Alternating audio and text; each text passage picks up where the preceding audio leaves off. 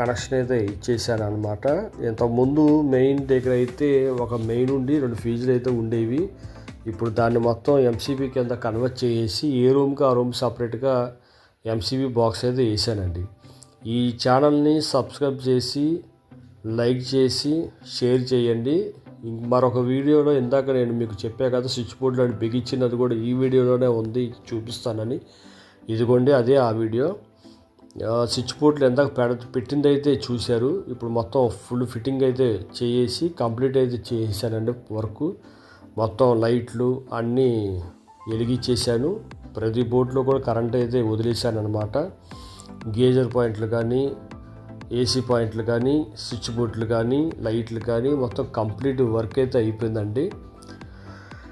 ఇందాక మీరు చూసినప్పుడు ఓన్లీ స్విచ్ బోర్డులు పెట్టాను, ఫినిషింగ్ అయితే అవ్వలేదు. ఇప్పుడైతే మొత్తం కంప్లీట్గా అయిపోయిందండి. ఈ వీడియోని మీరు